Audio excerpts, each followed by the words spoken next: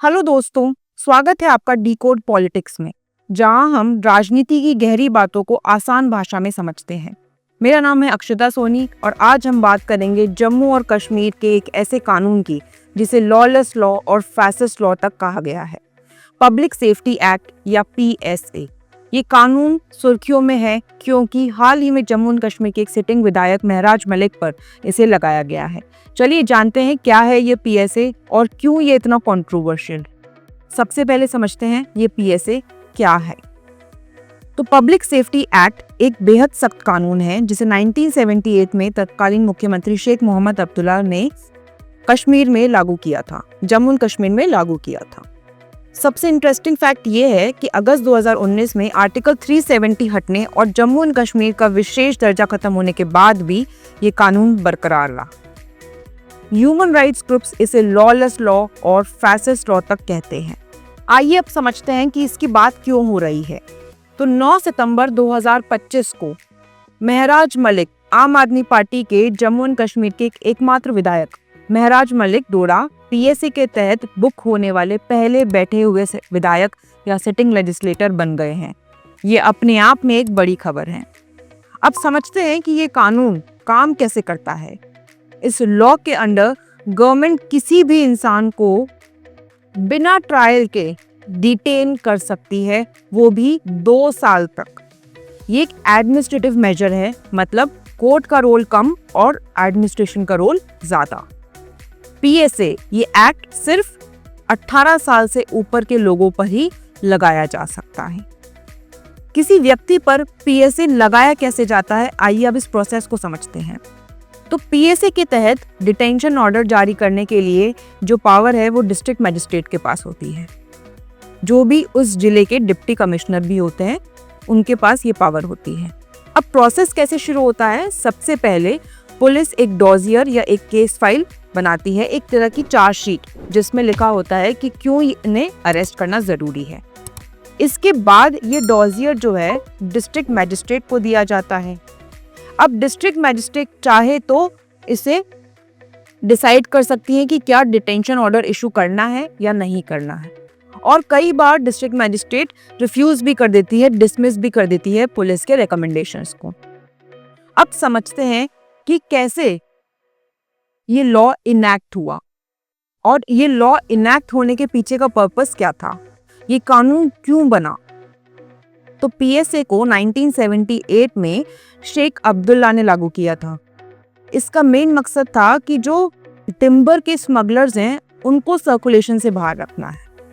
लेकिन ये 1975 में इंदिरा गांधी सरकार के साथ उनके समझौते के 3 साल बाद ही लागू हो गया था ये एक्ट। अब देखते हैं कि इस एक्ट के ऊपर, जब से ये एक्ट आया है, इस एक्ट के मिसयूज के ऊपर बहुत एलिगेशंस लगे हैं कि ये एक्ट को बहुत मिसयूज किया गया है। इस कानून के दुरुपयोग के आरोप भी बहुत लगे हैं, जैसे कि पॉलिटिकल ओपोनेंट्स को टारगेट करने के लिए इस लॉ को यूज किया गया है। 1980s के दशक में जो मिलिटेंसी थी उनको टारगेट करने के लिए, और 2008 के स्ट्रीट प्रोटेस्ट और स्टोन पेल्टर्स को भी सपोर्ट करने के लिए ये एक्ट यूज किया गया था। तो शुरुआत में ही पीएसए जैसे ही लागू हुआ तो सरकार द्वारा दुरुपयोग यानी मिसयूज होने के आरोप लगते गए, और 1980s के दशक में अंत में जब आतंकवाद बढ़ा तो इस कानून का इस्तेमाल बेसिकली सेपरेटिस्ट और उनके सपोर्टर्स के खिलाफ भी किया गया, और 2008 के अंदर स्टोन पेल्टर्स और प्रोटेस्टर्स के खिलाफ भी ये एक्ट को यूज किया गया था। अब इस एक्ट में हम देखते हैं कि कुछ बड़े नाम भी हैं जिन्हें पीएसए के तहत हिरासत में लिया गया था, जैसे कि मसारत आलम भट्ट, एक सेपरेटिस्ट लीडर, उन्हें 37 टाइम्स पीएसए के अंदर डिटेन किया गया। और आर्टिकल 370 हटने के बाद जम्मू एंड कश्मीर के 3 पूर्व मुख्यमंत्री भी इस कानून के चपेट में हैं, जैसे कि फारूक अब्दुल्ला और उनके बेटे उमर अब्दुल्ला और पीडीपी प्रमुख महबूबा मुफ्ती। अब देखते हैं। अच्छा, आगे बढ़ने से पहले मैं आपको योर लॉर्डशिप्स का मंथन कोर्स के बारे में बताना चाहती। योर लॉर्डशिप्स लेकर आया है वायल मंथन, एक कंप्लीट फाउंडेशन बैच है जुडिशियल सर्विसेज और लॉ एग्जाम एस्पिरेंट्स के लिए। ये अफोर्डेबल है, ऑनलाइन कोर्स है, आपको लाइव प्लस रिकॉर्डेड क्लासेस मिलेंगी इसमें। इसके साथ ही साथ आपको वीकली और मंथली टेस्ट सीरीज भी मिलेंगी, और आपको 3 साल के साथ साथ में 2 साल का एक्स्ट्रा एक्सेस भी मिलेगा। तो वायल ऐप का एक्सेस आपको कंप्लीट कोर्स के साथ में 3 साल का और एक्सेस भी मिलेगा और 1-on-1 मेंटोरशिप, साथ ही साथ 2 स्टेप पर बुक्स भी डिलीवर कराई जाएगी। नॉर्मल फीस 75,000 है, अब सिर्फ 42,000 में अवेलेबल है और अगर आप कूपन कोड AKS20 यूज करते हैं तो फीस घट के सिर्फ 33,000 हो जाती है, मतलब 800 पर मंथ से भी कम विद इंस्टॉलमेंट ऑप्शन। और सबसे बड़ी बात यह है कि अगर आप जुडिशरी एग्जाम क्लियर कर लेते हो तो आपकी पूरी फीस रिफंड कर देंगे।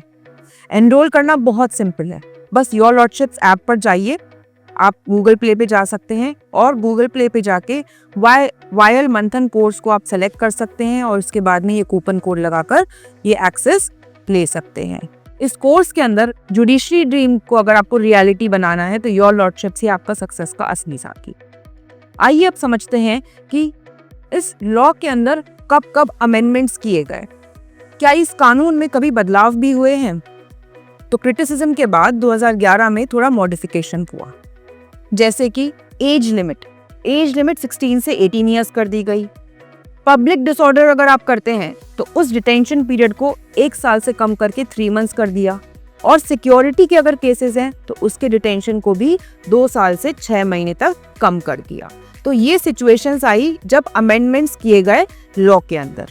अब समझते हैं कि अब अगर कोई पर्सन अक्यूज्ड है उसके पास क्या लीगल रूट है, कैसे वो अपने आप को प्रोटेक्ट कर सकता है।